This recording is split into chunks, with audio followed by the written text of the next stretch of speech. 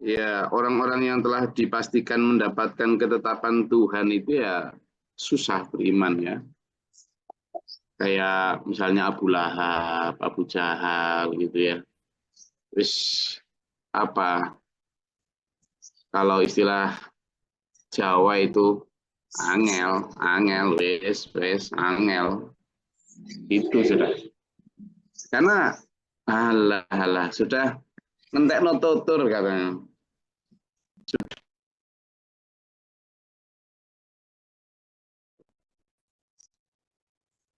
Karena ya memang apa yang menjadi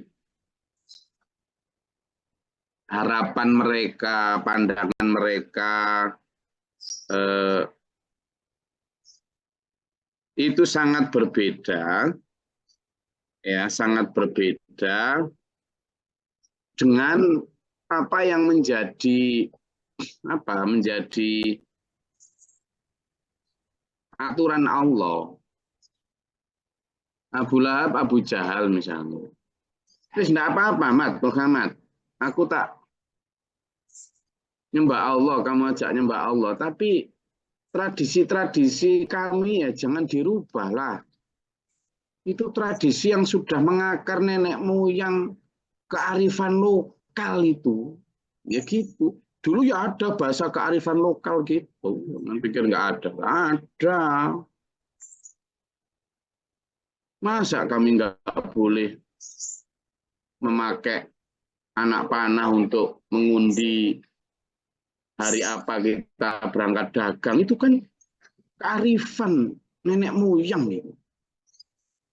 Sama Nabi tidak boleh. Atau kami misalnya kalau anak sapi, anak anak onta yang sudah melahirkan sekian kali, maka dia tidak boleh ditunggangi, tapi diberikan untuk para dewa. Itu kearifan loh. Maunya begitu. Kami tetap nggak apa-apa nyembah Tuhan. Misalnya gitu, nyembah Allah. Saya juga nyembah Allah. Kalau saya nggak nyembah Allah, gimana? Kamu ngajak sedekah ya saya sedekah sebelum kamu lahir itu kita sudah sedekah ngasih makan, ngasih minum orang-orang yang haji itu. Iya, malah ketika dulu air zam-zam itu pernah ditutup, pernah dibuntu oleh suatu kaum penjajah. Lama itu. Lalu nenek moyangnya si Abu Lahab Abu Jahal ini demi bisa memberi makan minum orang haji, itu nyari air jauh, dicarikan gratis. Udah itu dicampuri dengan zaitun, minyak zaitun biar tambah enak. Demi memuliakan orang haji, sedekah aku ini. Nah, gitu. Makanya ketika dibilang di surat Al-Baqarah itu la tufsidu fil ard, maka dia ngamuk dia lo jangan ngawur kamu. Innama nahnu muslihun. Kami ini orang-orang yang berbuat kebaikan ya apa sih? Gitu. Jadi ketika sudah hakut alaihim kalimatu rabbik, sudah pasti ketetapan Tuhan, sulit memang beriman itu. Sulit. Kalau dalam ayat lain disebut ka'annama yas'adu fis sama, seperti naik ke langit, beratnya mengikuti kebenaran itu. Nah, jadi kalau kita lihat ini, sudah layuk minun, mereka susah beriman. Dan itu terbukti memang. Bahkan ketika Rasulullah rajin mendoakan Abu Bakar, Umar, ketika masih kafir ya, dia masih musyrik, mendoakan Khalid bin Walid, mendoakan pula ya Abu Jahal pula didoain. Nah pertama, sama beliau selalu benar-benar raufur rahim jiwa kasihnya. Tapi makin lama kok makin nambah eh, nambah nemen oleh penentangan itu makin makin gencar sehingga kemudian ayat ini turun. Innalladzina haqqat 'alaihim kalimatu rabbika la yu'minun. Akhirnya memang dua orang itu bujal belabi mati dalam keadaan kafir ya, dalam keadaan tidak beriman. Walau ja'atuhum kullu ayatin hatta yarawul 'adzabal alim. Ya kayak kasus Fir'aun yang kemarin sudah kita pelajari bersama. Mereka itu meskipun mereka ngomong, ayo tolong datangkan mukjizat untuk kami kalau kamu memang Nabi Rasul. Meskipun semua mukjizat yang pernah didatangkan oleh Allah kepada Nabi Rasul sebelumnya itu diturunkan kembali, kullu ayatin, setiap mukjizat itu diturunkan kembali, mereka nggak akan beriman. Ya hatta yarawul adzab, mereka baru beriman ketika azab datang, ya kayak Fir'aun gitu. Mereka si Fir'aun dia bilang, amantu annahu la ilaha illalladzi amanat bihi banu Israila wa ana minal muslimin.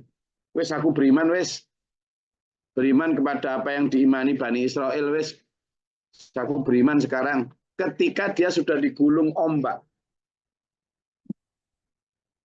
Ketika sudah digulung ombak. Wa ana minal muslimin, aku tunduk patuh Musa, aku tunduk patuh gelem bener ini.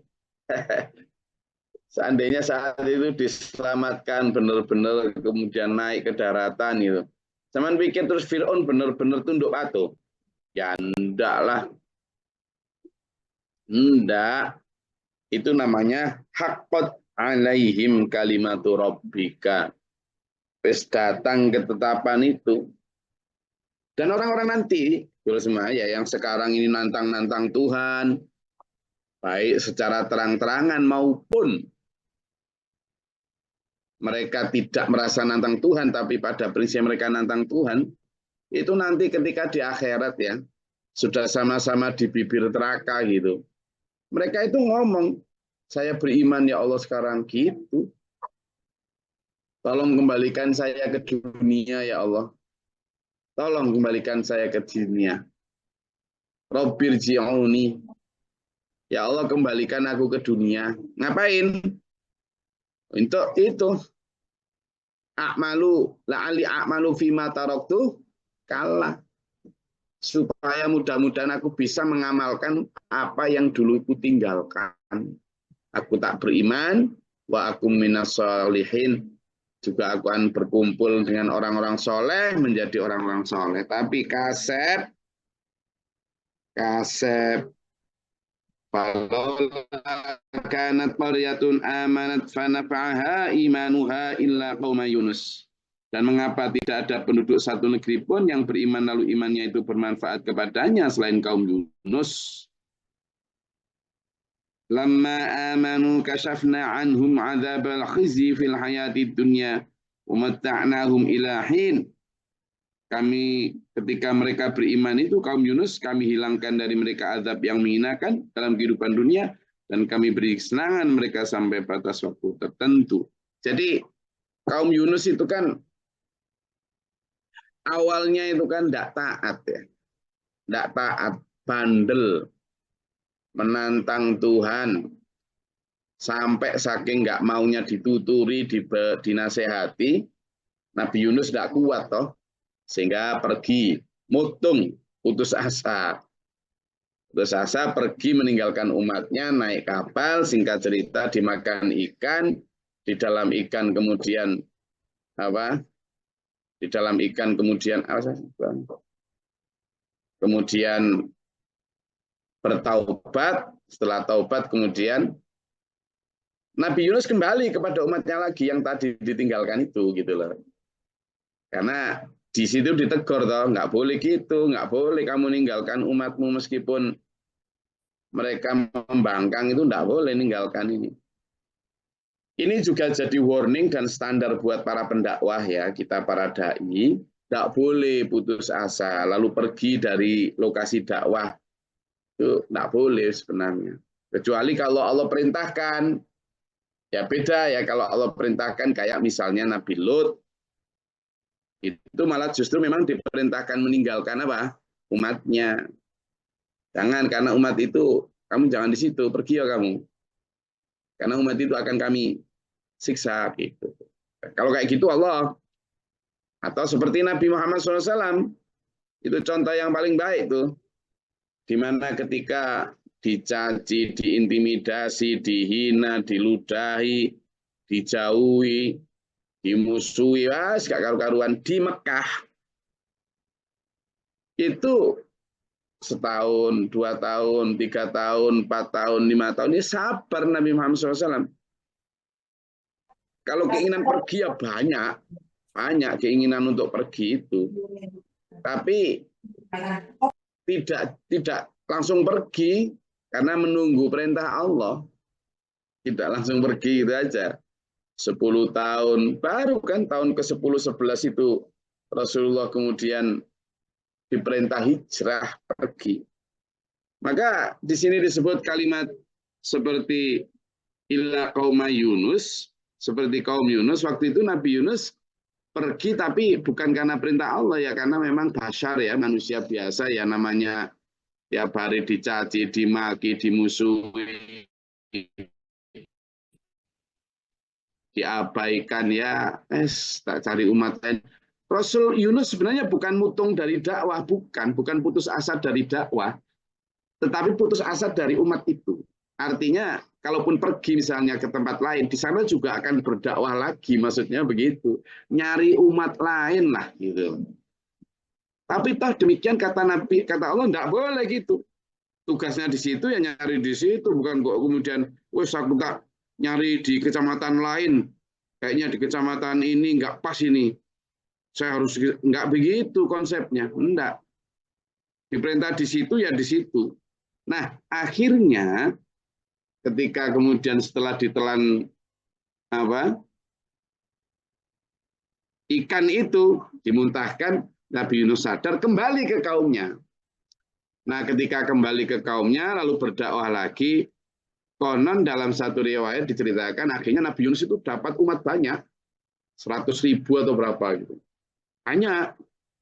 Dan ini yang disebut fanafa'aha imanuha, maka bermanfaat keimanannya untuk mereka. Kenapa? Karena kemudian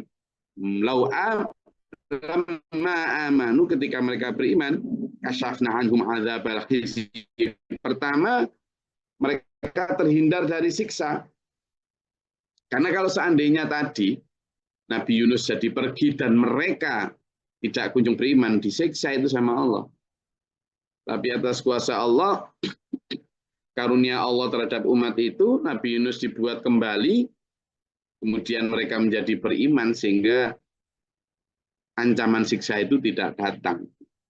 Selain itu, selain adzabal khizi fil hayati dunya, dihilangkan siksa di kehidupan dunia, wa mata'nahum ilahin, mereka juga diberi kenikmatan dalam batas waktu tertentu.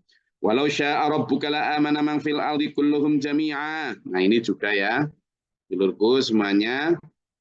Ayo sambil ngantuk dikit-dikit ya, saya sing kiyip ini. Ya kan? Kiyip. Lanjut agak ini. Kok ngantuk gini rasanya ini. Jadi kata Allah, kalau seandainya Allah menghendaki, Allah itu bisa membuat semua orang manusia di bumi beriman, itu bisa. Bisa. Bukan kok enggak bisa. Mudah buat Allah. Membuat orang semua di bumi beriman itu mudah. Kenapa? Ya karena hati itu urusannya Allah. Tapi Allah tidak melakukan itu karena hendak menguji sampean dan saya. Gitulah. Siapa yang berikhtiar untuk menjadi beriman? Karena itu sampean yang sedang enggak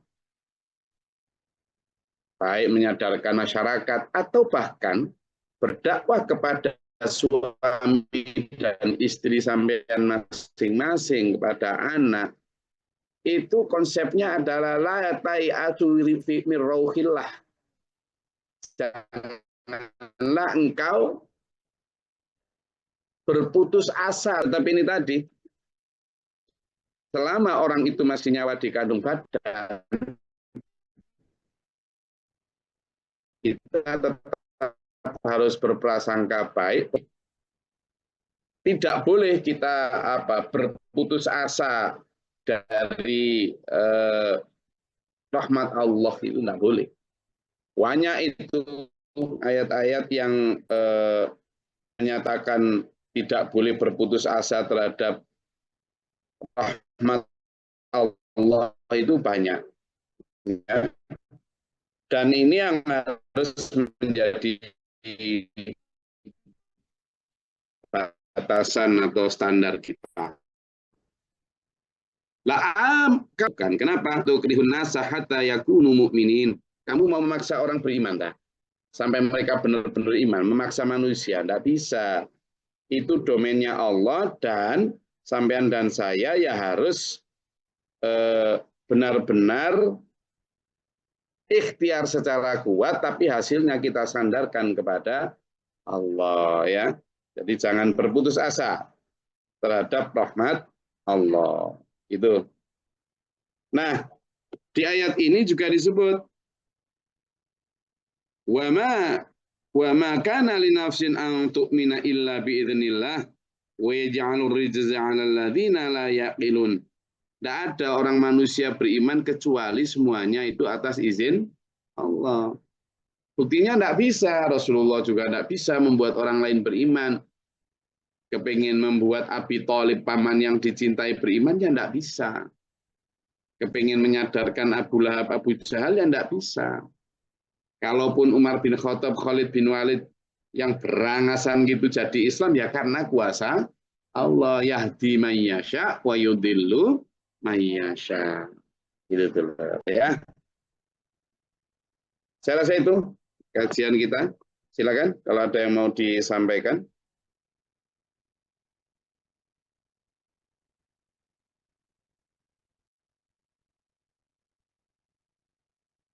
Ada? Nah, ngantuk? Oke. Kalau ngantuk sambil gelap-gelap, buka surat Az-Zumar biar nggak ngantuk. Memberi kita semangat, tidak boleh berputus asa. Az-Zumar ayat 53. Kemudian Yusuf ayat 87. Tentang kita tidak boleh berputus asa terhadap rahmat Allah. Silakan.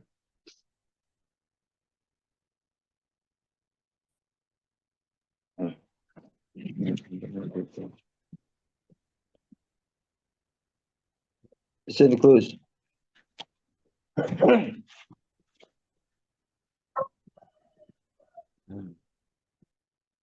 Ayo cepat. Bismillahirrahmanirrahim. Katakanlah, wahai hamba-hambaku yang melampaui batas terhadap diri mereka sendiri, janganlah kamu berputus asa dari rahmat Allah. Sesungguhnya Allah mengampuni dosa-dosa semuanya. Sungguh Dialah yang Maha Pengampun, Maha Penyayang. Sadaqallahul adzim. Ya. Ya, silakan satunya lagi. A'udzubillahiminasyaitonirrajim. Bismillahirrahmanirrahim. Wahai anak-anakku, pergi dan carilah berita tentang Yusuf beserta saudaranya. Janganlah kamu berputus asa dari rahmat Allah. Sesungguhnya tidak ada yang berputus asa dari rahmat Allah kecuali kaum yang kafir. Nah, itu ya.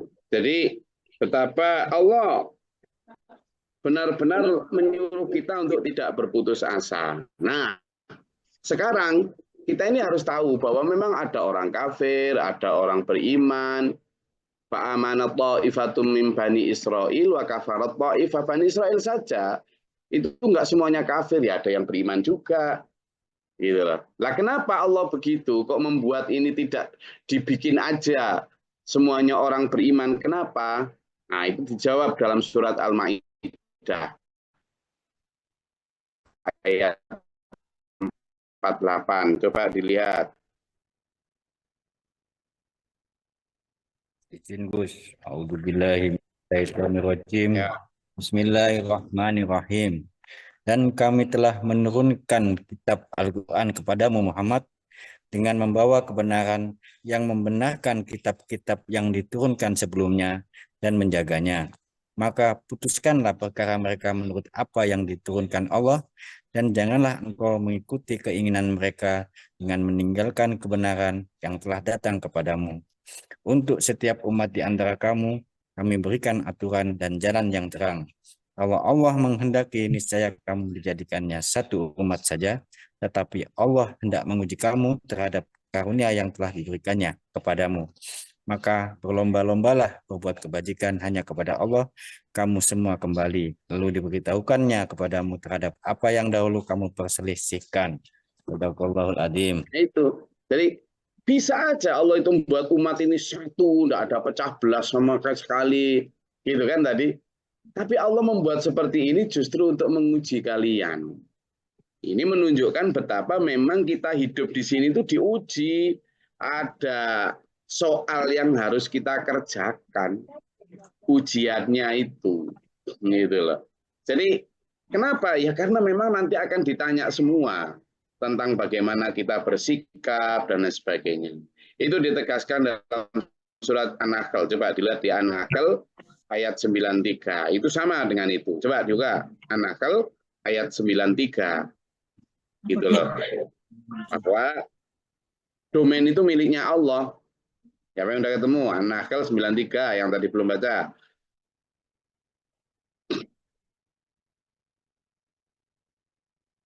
Biar nggak ngantuk, kita baca ayat-ayat yang mendukung.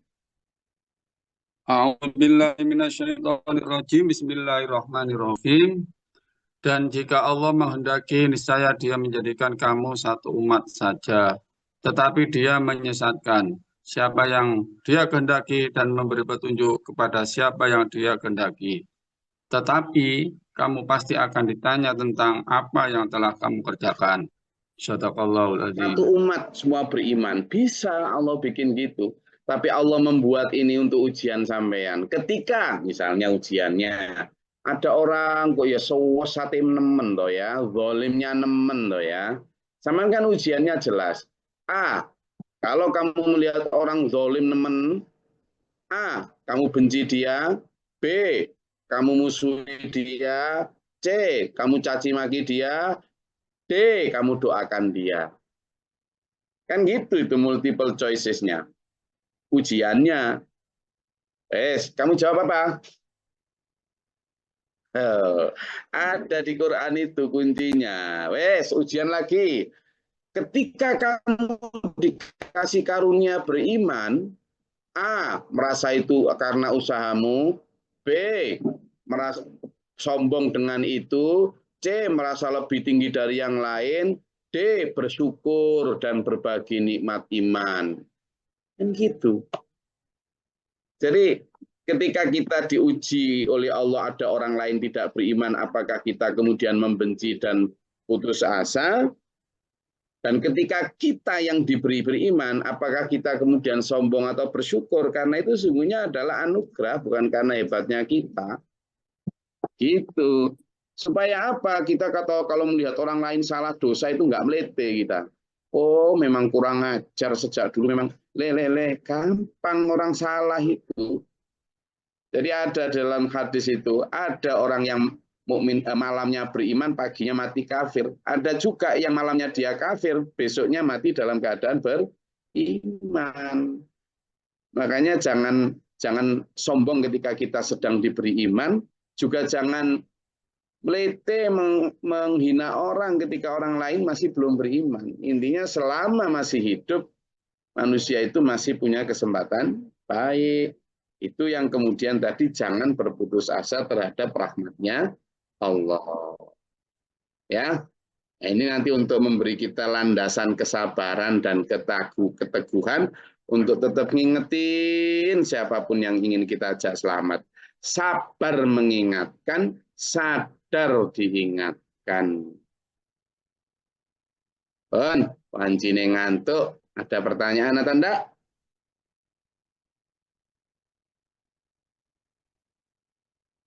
Tit, tit, tit, tit, tit, tit, tit, tit, tit, tit, ada.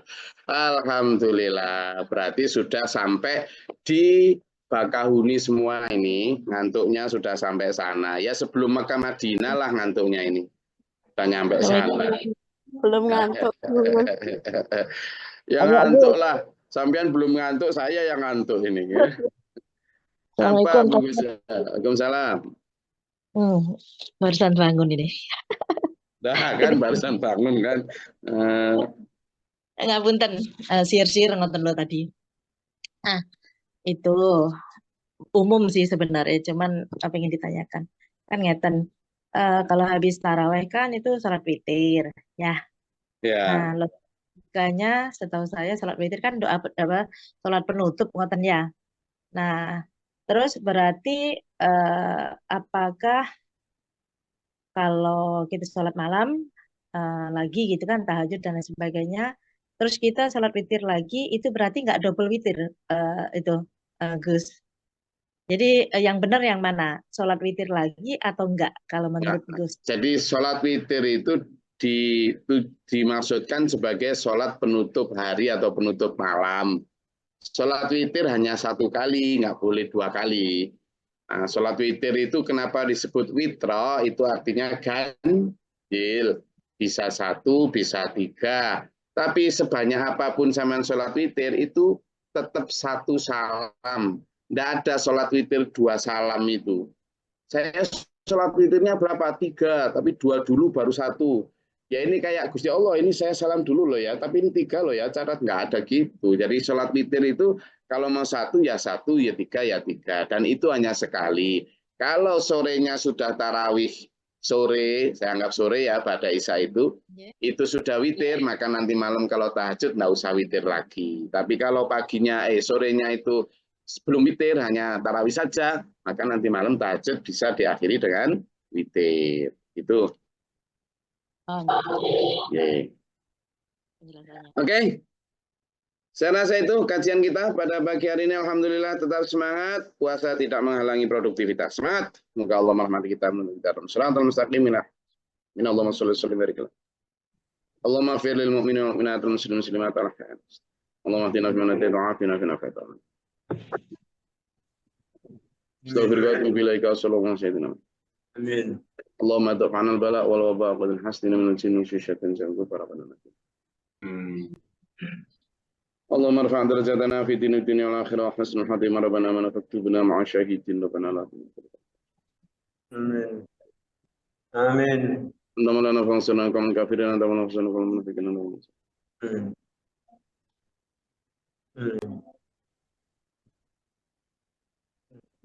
أنت ما نفعنا عن قوم الجاهلين ربي أعوذ بك من همزات الشياطين وأعوذ بك ربي يحضرون ربي اشرح لي صدري اللهم افتح لنا باب رحمتك اللهم أنزل علينا رحمة بيدة القدر الأمطار وبيدة ورق العشر